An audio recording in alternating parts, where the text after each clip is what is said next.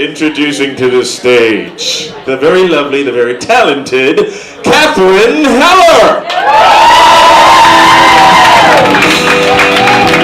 Thank you so much for coming to Tell The Bartender. I'm your host, Katharine Heller. This is the storytelling podcast where we get together and you guys tell me your stories. What's going on, you guys? Oh man, we have an amazing show. I don't even know how this happened. We have a comedian, storyteller, improviser, author, co-host of a podcast. Jamie Kilstein's here. Also consider a friend, a good person. And I don't know, actor, comedian, storyteller, improviser, amazing overall person, also author, all the things I wish I could do in my life. Gethard from the And to my left is not Maddie Blake. Because Maddie Blake he got, what are they called? One of those acting jobs. That's right, he got an acting job last minute. But lest you think that this man is not qualified, not only has he done the show before, but he gave me his updated bio yesterday. I'm not unemployed. You can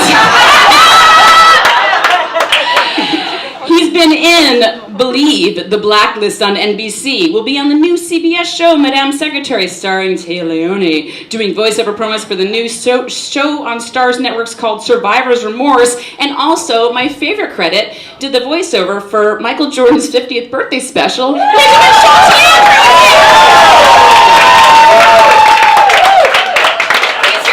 Craigslist Ad or casting notice with our guests, and later on, a game with the audience. We have some amazing sponsors tonight. By Brooklyn, a local sponsor. Sample, a wonderful restaurant on Smith Street. All of our sponsors are grass-fed, free-range, artisanal sponsors. So thank you so much. Yes, so normally I like to start off the story with a little, show with a little story. And in the past I've talked about my sister's hijinks. Yeah, Tom knows about that. My own hijinks. Got a little personal on the last show. Was anyone here for the last show where I talked about my sex life over text messages? Yeah, that was fun. I missed that one. You missed that one? Oh, well, it's online. So basically what happened was the last show, I ended up in the hospital. I just gone through a breakup. And I had too much casual sex, and I got a kidney infection from an untreated UTI. I am not slut-shaming myself. I'm not bragging, I'm just saying it happened. And yet, listeners, since the last time I saw you on stage, I ended up in the hospital recently, about 6 weeks ago. This time, not sex-related, sleepwalking. I hit my head so badly I had to get a CAT scan. But can you imagine if that was actually like a sex thing? But you should have seen the dismount. My head, was so... Everything was fine. But what I did notice recently, I am a patron now of my CVS pharmacy a lot because now I have to get sleepwalking drugs, the painkillers for the things, and the, kidney infection and the downstairs stuff. And I was recently laying in bed about 6 weeks ago, real sad, depressed, and I was going to try to find the number of my CVS pharmacy so I could call in a prescription, and I accidentally went on their Yelp reviews. Now, I know it's hack to read Yelp reviews, but I just chose a few because something specific is going on with my local CVS. An addendum, I may have saved the day. So if you wouldn't mind, Shawn and I are going to do dramatic readings of a couple of the favorite CVS Yelp reviews. And I wouldn't do this if it wasn't worth it, to trust me. Shawn, would you like to read the first one? Yeah, these are real names, right? These are real names, by the way. All right. This is from Fuzzy. Why does this place reek of urine and dirty cat litter? The gust of evil wind on the way in is just stunning. Annie says, this is literally the smelliest place in all of Brooklyn. I think the foundation was built on dead and dying rat kings. Edit. Just went back and got some candy. Now it smells like diapers on diapers on diapers. This is from Devin. Yep, this place is hellish. It reeks, which is just kind of unfathomable to me. I feel bad for the people who work here. It smells like every cat in the neighborhood pissed in the entryway, and then they tried to clean up the mess using dead bodies. I love my neighbors. This is from Sasha. I don't know what is happening here, but every day for the past few months, this place smells more and more like what I imagine a wet, moldy cat would smell like. Just over by the first 2 aisles, it's unpleasant. And then this is my favorite part. She wrote, I realize there are a lot of things I do every day. I eat eggs and cheese. I walk my dog. I check Facebook. And I go to CVS, all caps, every day. But that smell, frowny face. This is from Christine. If you are pregnant, or ever want to be, Or ever want to be. or have any upper respiratory problems, do not go into this store. So finally, this is my favorite from Aaron. Giving this place 1 star is like putting a silk hat on a dead pig. It deserves negative stars, frankly. First, there's that unbearable stench, which everyone on here is absolutely right about. A combination of bear urine and burning adult diapers. They recently remodeled and added a whole new prepared food aisle, which includes pre-made sandwiches, salads, and fruit cups, because when I think of lunch, the first place that pops into my head is CVS. Now, I want you guys to know something about me. I was a journalism major in college because I know what I wanted to do with my life. So I went back to my investigative mind and I did a little something 6 weeks ago. This is an actual letter I sent to CVS's headquarters. I'm writing to you about store number 845 in Brooklyn, New York. May I first say your staff is absolutely fantastic. Because I don't want to get them in trouble. It's not their fault. Exactly. Thank you. Yeah, it's not their goddamn fault. Especially the people in your pharmacy department with whom I seem to spend the most time. Little Miss Clumsy over here. I did want to address something that was bothering me, and it's true, which I'm sure is not the fault of your employees, again. If you have noticed on recent Yelp reviews, the store seems to have a strong aroma of cat urine. This will not stop me from patronizing your store, as change frightens me. But you guys, I'm not joking. I'm scared to go to a new pharmacy. One last request. I am a huge fan of CVS's affordable Gold Emblem food line. May I request you look into offering more vegan options? Because what's the point of being vegan if you're not insufferable? Am I right? Yours, Katharine. And in 5 to 7 business days, they got back to me, Shawn. What did they say? Hi, Katharine. I'm very sorry to hear that you and others have found that your CVS doesn't have the freshest scent.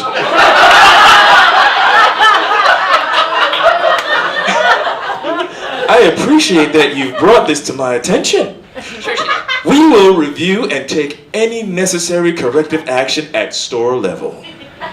Also, I am pleased to hear that you have had the positive interactions with your front store and pharmacy staff. I'd be more than happy to share that feedback with the leadership team too, as well as your interest in more vegan-friendly options in our Gold Emblem line with our product development teams. Have a great afternoon. Stephanie, CVS Customer Relations. So either I've just saved the day or someone from Ohio named Stephanie hates me, but here's the ending of the story. 2 days ago, I kid you not only is the smell gone, but they have a new section up front called Healthy Options Vegan Gold Emblem Abound.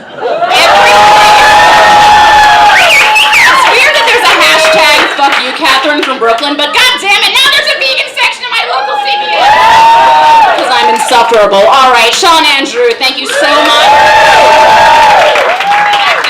Craigslist Ad or casting notice. Let's bring out our first guest. I am so excited to have him here. He's a wonderful human being. You may know him as the co-host of Citizen Radio. He has a new book coming out with his partner, Allison Kilkenny, called News Fail, published by Simon & Schuster, some small organization, no big deal. You've seen him on television. He is a comic. He is an amazing improviser, writer, everything. Jamie Kilstein, ladies and gentlemen.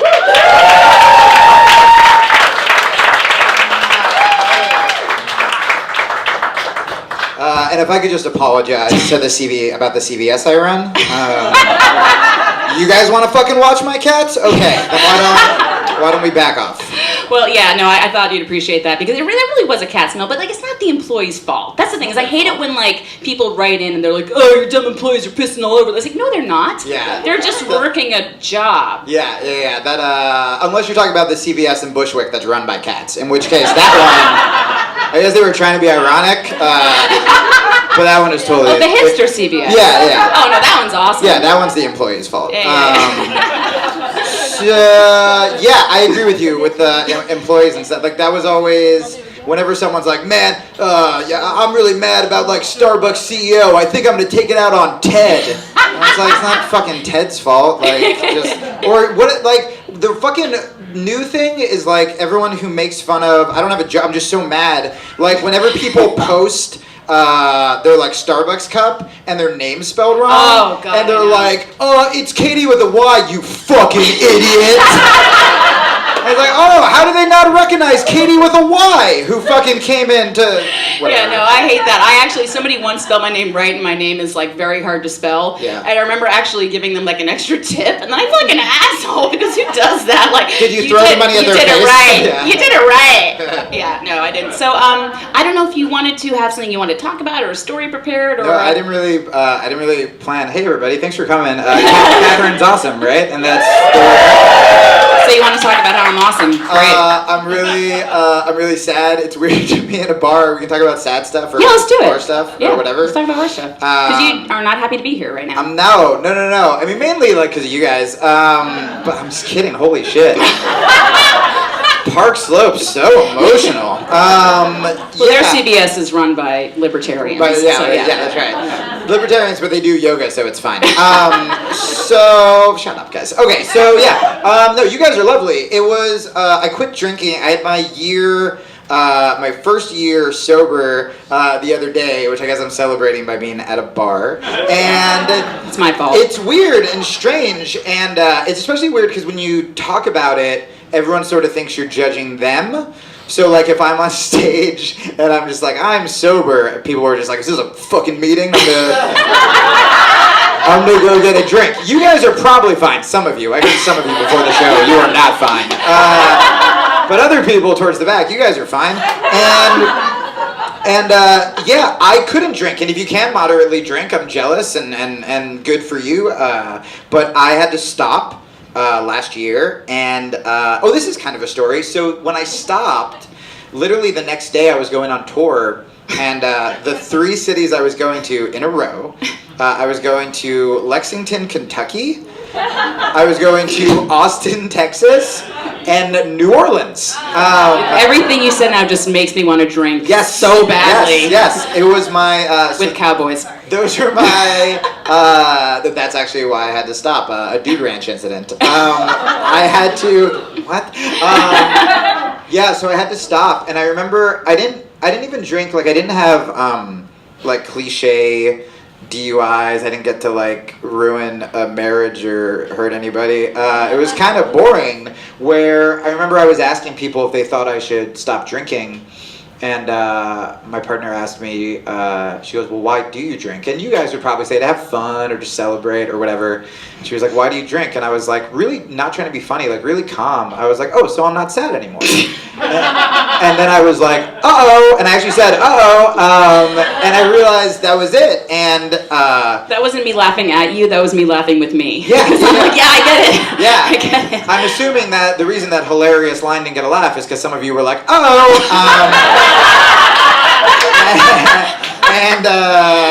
You guys are probably wondering why I asked all of you here.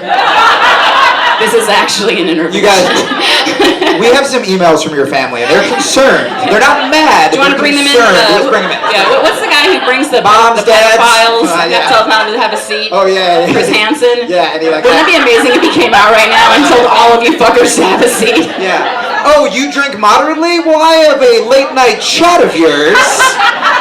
Jack Daniels 69XXO.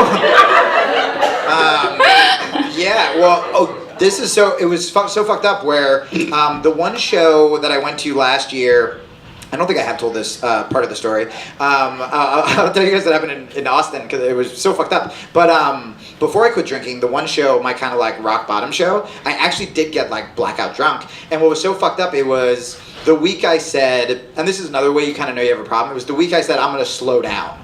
And then my brain was like, or let's do all of it. And I remember telling the guy, I was at a college, and I remember, and like when you perform at a college, they usually send like some like fucking like freshman who was like, hey, do you mind if we pick up weed before we go to the show? Like, it's so awkward. And so I asked, I was trying to be like a cool guy, and I had a sore throat, and they were like, do you need anything? And I'm like, no, man, you know, I'm not a big deal. I don't need like M&M, just maybe like some whiskey for my throat and like a leather jacket. I don't know, I felt like such a douchebag, but I asked for whiskey for my throat. And so... But you know, the college kids were like, get the whiskey, he wants the whiskey, and they're running down, who's got the ID, who's got the fake ID? Dude, that's what happened, is I expected like a little airport thing, and they brought me like a vat of whiskey, and it was like a thing, you know those things of Jack Daniels, where like, if the drink you're drinking has a handlebar, no good. And so they brought me this like tub of Jack Daniels, and I remember when I went to perform, they called me before I like was expecting it, so I grabbed that instead of a water, and so I just have a habit on stage of saying something, taking a sip of huge whatever. Laugh, huge applause, drink of water. Yeah, while they're all chanting my name, I usually pick up my water. It's Jamie. Okay, so I just drank it all night, and I ended up blackout drunk. But here's the kind of funny part, is I went to sign like CDs and stuff afterwards, and I don't remember it, but I remember I'm signing stuff, and I'm like, yeah.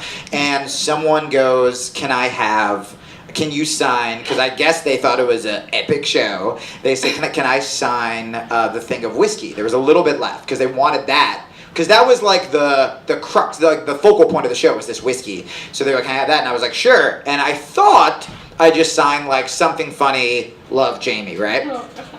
When I said I quit drinking on the show, he emailed me. Oh no. And I guess what I actually wrote on this whiskey bottle, which I would like to have, is I said to whatever his name is, like to Matt, and I said, please get this away from me, Jamie. Oh my god! I might as well like sign like a skull and crossbones. Like it was so, and like the number of my father, like send help. Penny's not on the boat or whatever. It was so fucked up. And but I didn't even realize it that day or that next day when I was like throwing up in the Buffalo airport. Pretty cool, you guys. I'm a pretty big deal. And so then I was like, I'm gonna get sober. And the first stop I went was Lexington, Kentucky, which is sort of on like the border of like Cincinnati, Ohio. And also the birthplace of like bourbon, you know. Oh yeah, like, totally. you know, yeah. You're not allowed in there without like, you know, being tested on like, do you know what we do here? Yeah, that's all you do is drink and like play with horses or whatever. So that's what happened. Lots of you are probably like, that's a liberal step. No, I've been there. I went to the Whole Foods, and for any progressive people who like me, who are like, why are you supporting a corporation? I'm against corporations unless they have things I like. And I'm like, fuck Amazon, unless they bring me comics, then yay! I don't have to go outside and look people in the eye. So I go to the Whole Foods of Kentucky, and I go up to, there was like a senior citizen behind the salad bar, and I go, I would like a kale salad, please, because I'm healthy now. And she goes, I swear to God, she goes, you know what would go good with that kale salad? Some of this wine. And she pulled out a fucking thing of wine, and I was like, did my parents send you? Like, is this a fucking test? Like, what do you... And so I freaked out, and I go, no, thank you. No, old lady. And I grabbed the salad, and I ate it so fast that I spilled so much of it on my shirt, right? So I now have a messy shirt, and I have to go to a mall to get a new shirt. I haven't been to a mall in ages, but I'm like a Jersey kid, so like it was like very nostalgic for me. So I go to this mall, and I go into like whatever one of the big department stores was. It was like a J.C. Penney's or Macy's, and there was a woman selling soap, and the soap smelled great. And I remember being like, hey, that actually, like I never stop for fragrances. I usually don't like them, but I was like, it's really like pungent coconut. It smelled so good. And I was like, hey, this smells so good. And she goes, we don't use animal products. And I go, oh my God, that's amazing. I'm a vegan. And she goes, oh, I'm a vegan too. You want some of this wine? And she pulled out a fucking... camera show. And I'm like, what the fuck is wrong with Kentucky? What is wrong with all of you?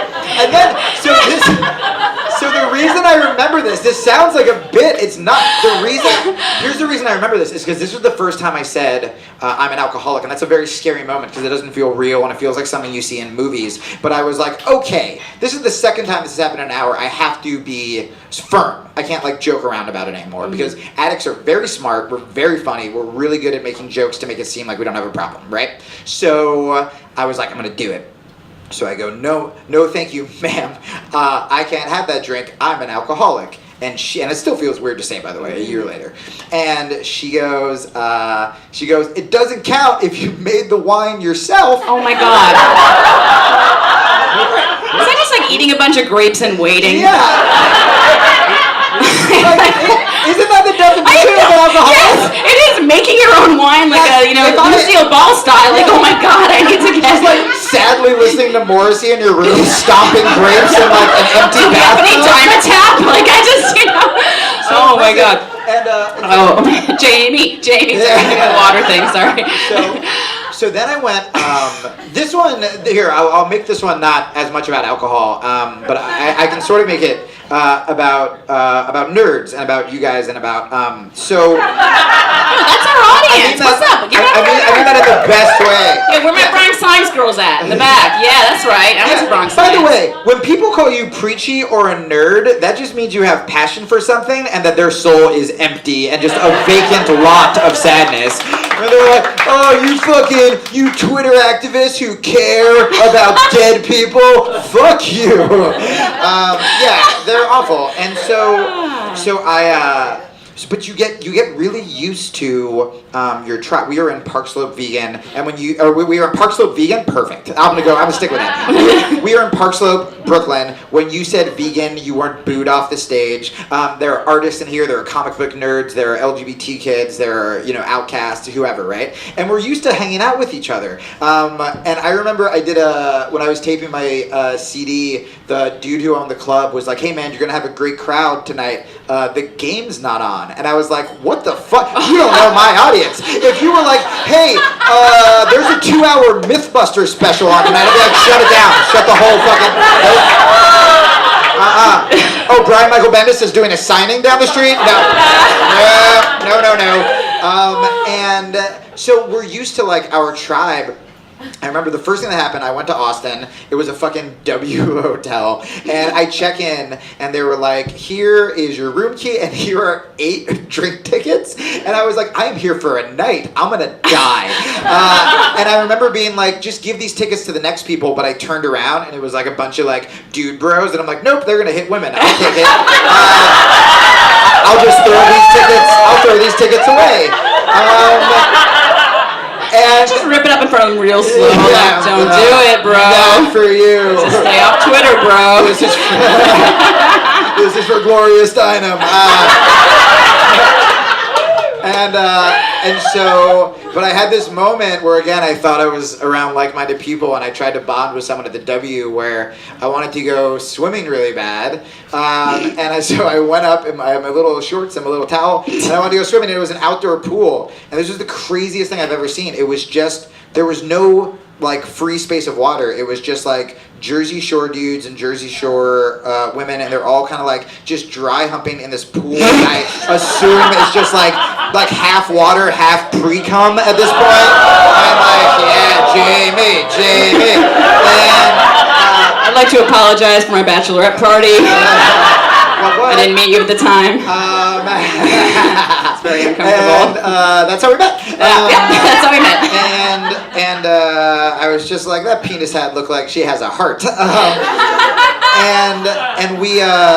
I remember I just did this thing where I walked in, and it was just that automatic turnaround where you like walk, see something, you go, nope, and you turn around. But then I tried to bond with the towel guy who I thought was going to be like on my side, and he goes, leaving so soon? And I'm like, bunch of fucking douchebags, am I right? And he goes, what? And I go, what? And then I just ran to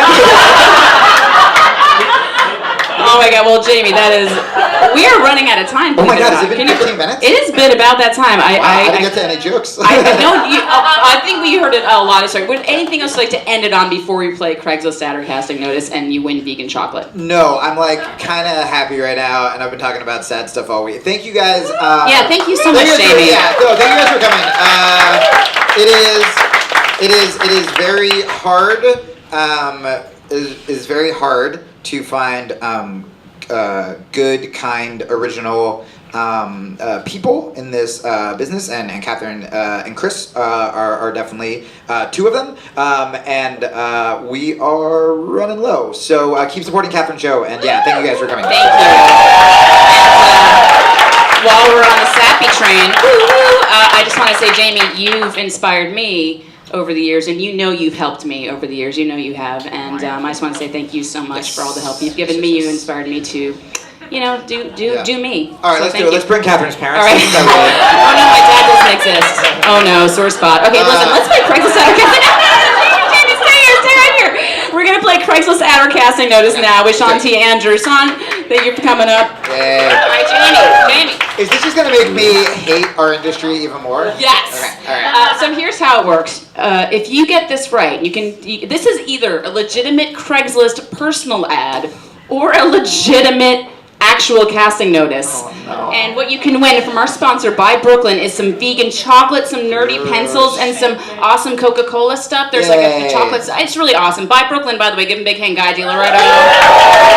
So if you get this right, you win this. Okay. If you get this wrong, I'm calling your father. No, if you get this wrong, you win it anyway. It doesn't matter. Everyone wins. I don't have a father either. I'm just kidding. He's fine. Awkward. All right, so is this... Okay, let's do it. Is this a Craigslist ad or a casting notice?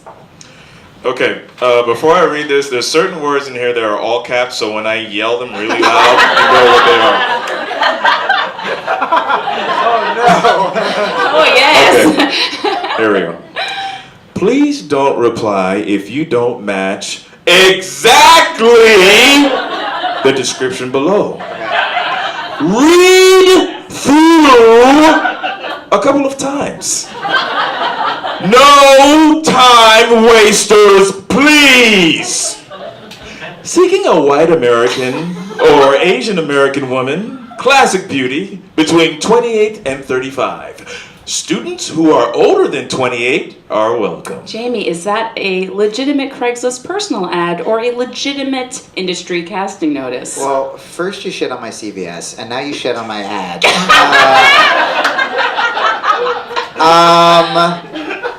Oh, fuck. Okay. I know, right? I feel like it has... I think it was coming from a place of, like, superiority, which makes me think that that could work too. Only, I'm answering this because I am more disgusted currently with entertainment. I'm gonna say it's a casting ad. It is actually a Craigslist personal ad, but Jamie, you still win! Do I? Yes, Jamie Kilstein, ladies and gentlemen. Give her a big round of applause.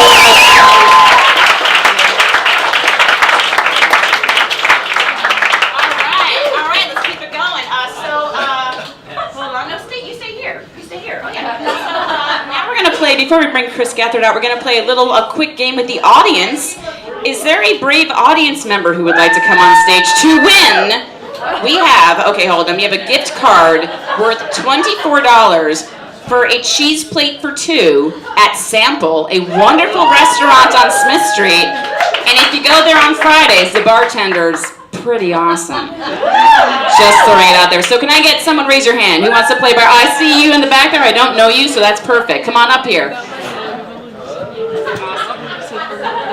All right, he's coming on up. Let's just do this. I'll get this mic as well. Wait, Katharine. Yes, sir. Do they, in your pharmacy, do they know you by a first name basis? Yes, they do. That's bad. It's really horrible. Hey, hi, what's your name? Scott. Scott, thank you so much. So this is how... No, you're going to get this mic.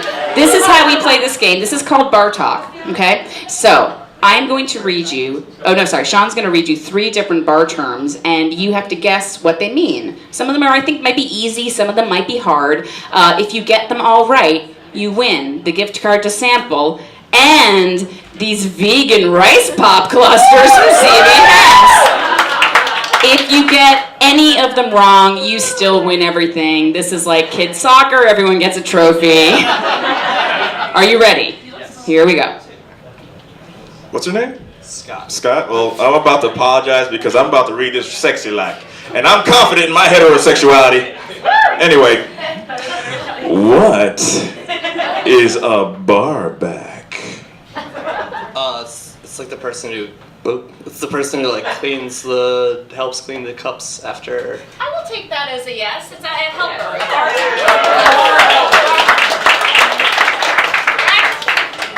Someone who assists the bartender.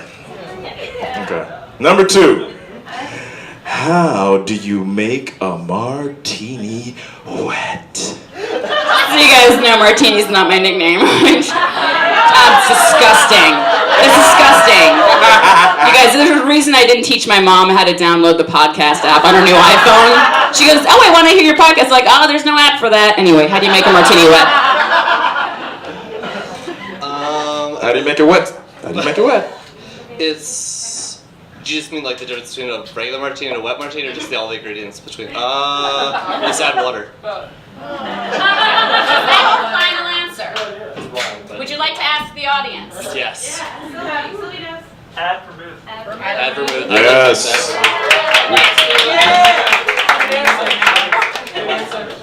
Okay, question number 3. What 2 ingredients are in a shandy? It's beer and champagne. Orange juice. Wait, what? Orange juice. Okay, he said orange juice. It's actually beer and usually ginger ale or 7-Up or lemonade, but it's true you can use juice, so I will take that as a yes. Scott, you won bar talk, but really you were going to win anyway. You are a winner. Thank you, Scott, for coming up. You have a gift card to sample. It is a wonderful restaurant on Smith Street and a bag of something you don't have to eat. Okay, so Shawn, thank you so much. So we'll be back later. Shawn Andrew again, ladies and gentlemen. Our final guest. This is so sad. The show finishes so quickly, but you have seen him. I just don't even know what to say. He's in everything. He wrote an amazing book called A Horrible Thing I'm About to Do. A Bad Idea I'm About to Do. Sorry, yeah, sorry about that. And I don't know, the Chris Gethard Show. Ladies and gentlemen, Chris effing Gethard.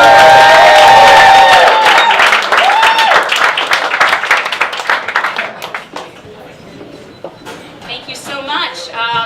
Chris, no, it's my pleasure. Thank you. Oh, please. Did you get food? I did. And it was okay? I enjoyed a chicken sandwich. Oh, fantastic. Yeah. Good. Yeah. Yeah, it was nice. Oh, yeah, it was great. I feel like you should be at NPR right now. I does. This already has like a Terry Gross feel. Yeah. What was on the chicken sandwich? I love that in Park Slope. I love in Park Slope you just mention the name Terry Gross and people like laugh.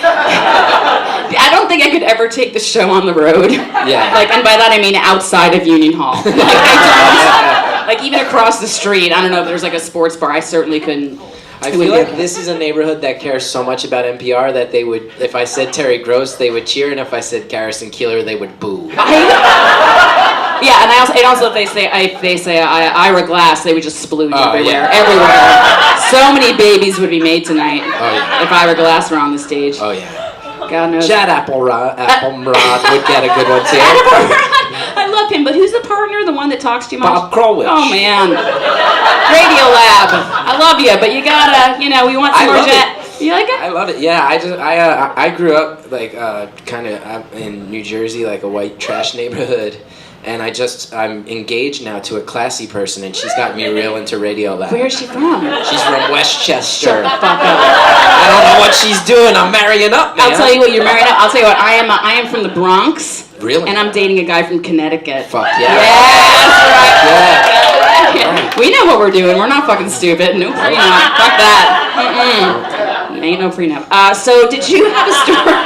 She's from a town. She's from one of those towns that's like the name of a town, and then they just unnecessarily add the words on the Hudson.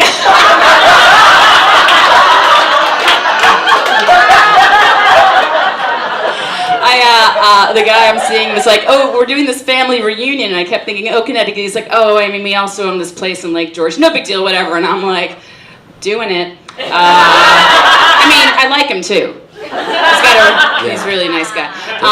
But Yeah. good stuff. Score. You know, but your career's doing pretty well. But do you have any? It's okay. You know, you're doing all right. I'm a huge fan of your show. I've been to the show. Thank you. I recognize people here who work on your show. They're awesome. They follow you around. They're the best. Is there something you wanted to talk about? I don't know. I was listening to the show so far, and we played bar games, and Jamie told that story, which I thought was really great.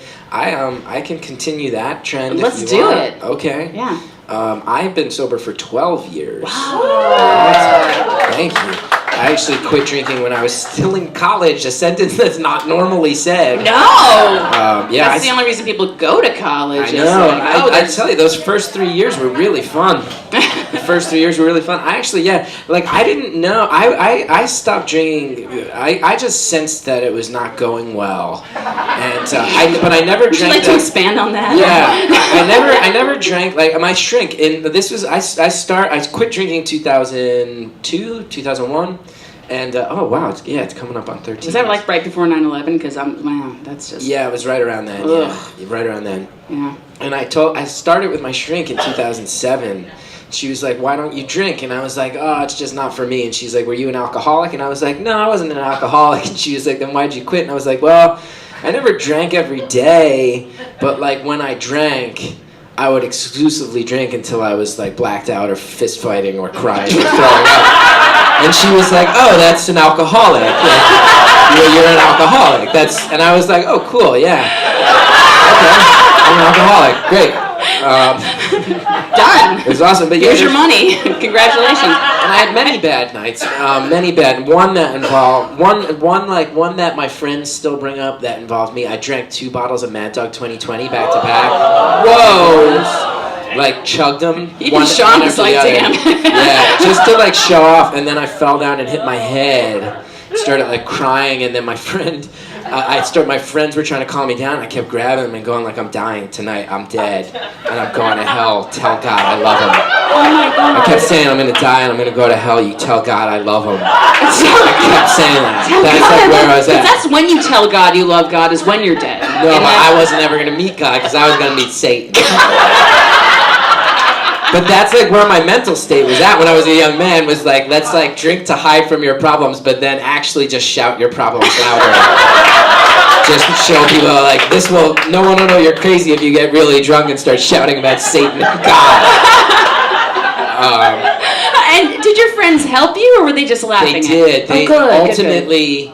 They were going to take me to the hospital, but decided not to because I was able to successfully remember my password for the Nintendo 64. NBA Showtime. Priorities. And my password was space. No, I showed it. But that's like an example of time. The night that I'll talk about was actually probably the worst night. One of the worst nights I had with drinking. Probably the worst night I had with drinking was I went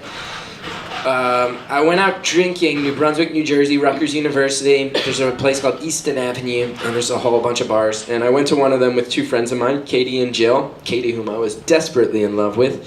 Jill, who I should have been in love with. She was great. I look back on it, and I'm like, oh, I wish I was in love with Jill. It's not too late, Chris. You're not married yet. She's got 2 kids. Oh. And I'm getting married in like 11 days. So it's cute. Thank you. But we went out to this bar. We went out to happy hour at this bar on Easton Avenue, drank a couple pitchers, and I got fucked up. It was like maybe 6 in the afternoon, and I got so fucked up. We were at a bar that was, all I had to do was exit the bar, make a left, and then go about 3 blocks and make another left. And I was at my house, and I got lost. Got lost on the way home, and I was so fucked up that I was like, I don't know where I am. I don't recognize any streets. And I called Jill on the phone. And I was like, Jill was the one you did. Jill was like this really. She was great. She's the one you should have dated. Yeah, she's the one I wish I had gone after. I was always the one who got Katie the was call great too. for like, oh, so and so ditched me. I'm calling you now because I need your help. And I was like, no, date me. And they were like, no. Jill was super cool. And look, Jill also was well aware that I had a lot of mental problems at the time, so I knew I could trust her. And I called her. And I was like, listen, like I got fucking lost. And she's like, what are you talking about? Like, how did you get lost? It was 2 turns, man. It's like a 90-second walk. I was like, I got lost. I was like, you gotta call me in half an hour. And if I haven't gotten home, you gotta come find me, I guess. Find me. She was like, okay, but I found my way home. She called me, I was like, I'm home. Uh-huh. But here's the real sad part. Is that I was fucked up enough to know that I was in trouble. Like I knew I was in enough trouble to call another human being for help. But when I got home, my roommates had just started drinking, and one of them handed me a 40 of King Cobra malt liquor, and I chugged it. Like that's the kind of drinker. Well, so long I was. as you remembered your password. I did well this night. So that's like the type of thing I look back on where I'm like, I was already so in trouble that I called someone for help and then drank 40 more ounces of liquor on top of it. Like just self-destructive shit. And then I went, like my roommates, it was one of those things, we're like guys, like 21-year-old guys. My roommates had been like egging me on doing the college thing, and like 15 minutes into it, they were like, whoa, whoa, whoa, whoa, whoa, whoa, whoa, whoa, whoa, whoa, whoa, whoa, whoa, whoa, whoa, whoa. Like I just went completely ape shit. Just started like yelling all this stuff. It was entertaining for like maybe 6 or 7 minutes, and then accused one of my roommates, who's one of my best friends, of being like in the closet. Like we all kind of thought maybe he was. He's not. He wasn't. Right. But everybody was like, is he? And I was like, come on, man, well, you're a fag. Like we just admit, like using words I would never use when I was sober or today or anything. And it was just like brutally mean. And everybody was like, fuck, man, what's going on? So then my roommate Phil comes home not knowing any of this is going on. And Phil was like this real nice guy. We were all kind of like punk kids. He was like a little more straight-laced. He walked in, nicest guy in the world. He walks in our house. He's like, dudes, I'm going to this party. Anybody want to come? And I was like, I'm coming. And he was like, nope. Everybody was like, you're not going. And I just started going. I was like, Phil, I'm coming to the party. And anybody who asks me, I'm going to tell them Phil Galante brought me to the party. Phil brought me. Anybody, I'm going to go there and we're going to have fun. Anybody who asks me where I'm at the party, I'm going to say, Phil Galante brought me to the party. And he was like, dude, no, you can't come. I was like, I'm coming to the party.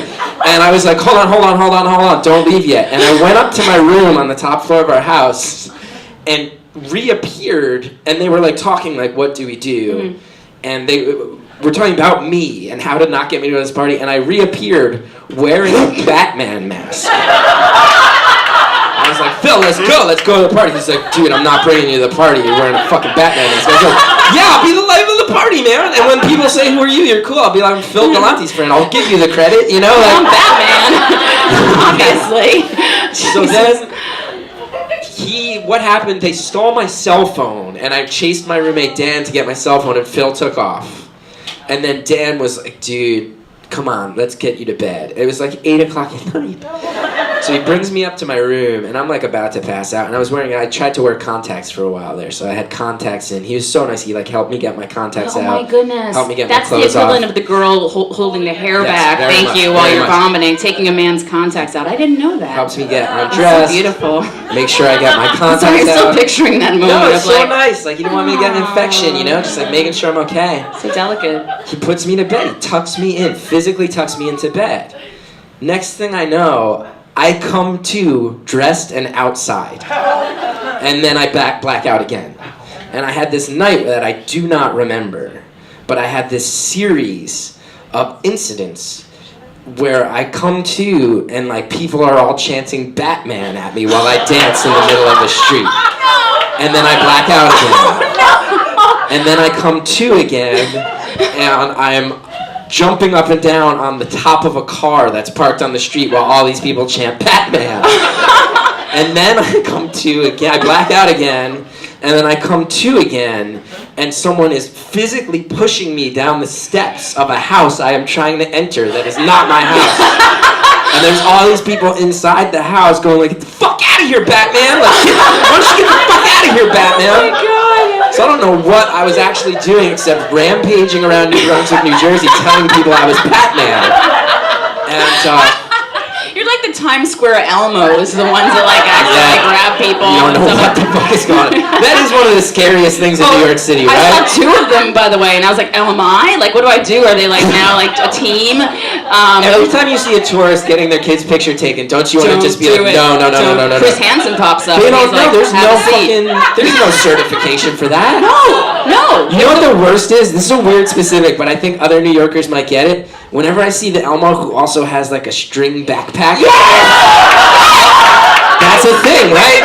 That is a very common thing where it's fucking cupcakes and it's like Little things for kids, like it's candy and cupcakes you know, and Pokemon cards, man.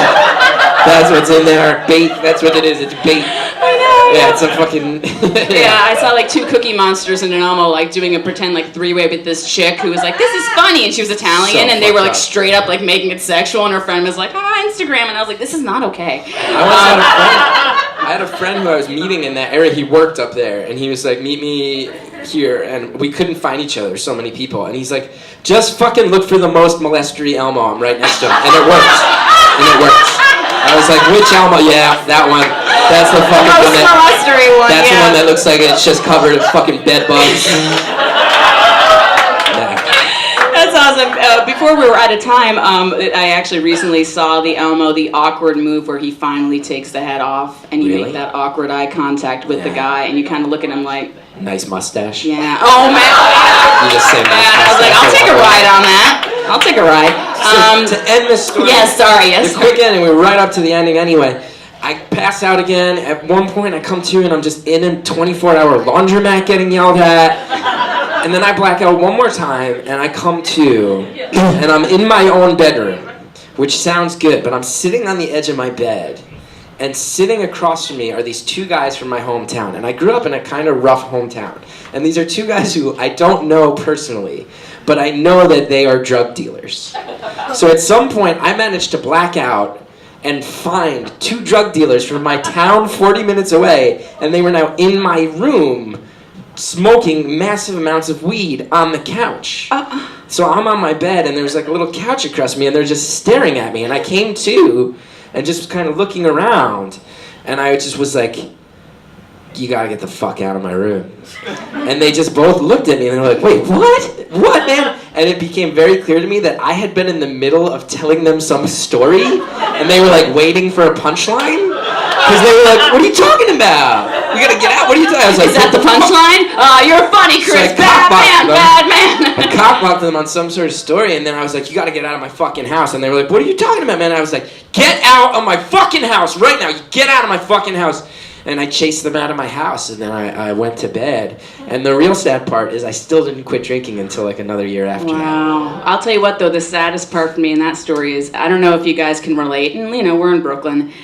If you ever have to kick a drug dealer out of your house, it's the most awkward thing. Because, like, they want to hang with you. Yeah. They're doing that weird favor, you know, and they're like, no, let's smoke together. And you're like, okay.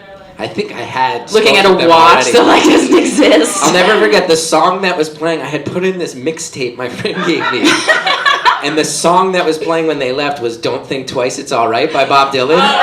So I just like kicked these guys out of my room, and then I was standing there, and you know, I had that like moment. You have that moment at the end of a night like that where you're like, what? You know, you just feel like really exposed and terrified, and it was just like, if you don't know by now. Just like standing in my room scared while Bob Dylan's like most desperate song plays. That's amazing. I think I decided to quit smoking pot when I found myself dancing alone in my dorm room for way too long to Buffalo Soldier on loop going, I get it now. I get it. And I had to stop smoking pot for a while. I understand. For a while. This will give you a sense of who my friends in college were and why part of why I was behaving this way. The first time I ever smoked pot, I was a freshman. I had a friend who was a senior, big pothead. Went to high school with him too. He was like, dude, you should come smoke pot with me. I was like, I don't think pot's my thing. He's like, listen, you're gonna smoke pot at some point. Come do it with me. It'll be cool. I'll keep you safe. I was like, great. You're right. That sounds good. He taught me how to do bong hits. The first time I smoked pot, I did 14 bong hits and passed out. What? That's how I did substances. Yeah. 14 bong hits and passed out face down on the bathroom floor of a college house. I just got a contact high from that story. All right, Chris, thank you so much for sharing. Let us play. Shawn, come on out here. We're going to play. we're gonna play Craigslist Ad or Casinos Oh, with you yes, too. I like You that too. game. I like that game. Chris, All right, so Chris, you need to Yeah. learn how to say no. Yeah. Okay. I did, yeah. 12 years, it was less no and more like please. Like, Yeah. Or You something on drank my 2 hands. Mad Dog 2020s and a 40 ounce of King Cobra? No, those were 2 separate nights. The Mad Dog 2020, that was all I needed. And I'll never forget. Worst of all, strawberry banana Mad Dog 2020. Oh well, in that case. Wait. Like this. Are you sure you're not black? You Yeah. sure? I'm a homeless black man. I'm a homeless black man. Somebody, 2 bottles of Mad Dog. Sean doesn't drink either, and this show is called Tell the Bartender, yet we've done nothing but talk about sobriety, so this is awesome. All so motherfuckers love your alcohol. All right. All right. So you can win some awesome products from Yeah. By Brooklyn on Smith Street. Wonderful store. We're talking. If you get this right, you win. If you get it wrong, you win. Is this a legitimate Craigslist personal ad or a legitimate industry casting notice? Okay. Take it away. Seeking a gorgeous, sexy woman, age range 20s. Think Emma Peel from The Avengers. Must be comfortable wearing a skin-tight catsuit. Is that a Craigslist personal ad or a legitimate casting notice? One weirdo who posted, a guy who Does he posted know? the ad just yelled He's like, Craigslist. that's mine. The man who posted the ad just went Craigslist. Katharine, how dare you? You're breaking my trust. No, I think that's a casting notice. You are correct. It is a casting notice. Thank you so much. I earned Chris that. Gethard, ladies and gentlemen, thank you so much. I wish there was just a bottle of Mad Dog in this bag.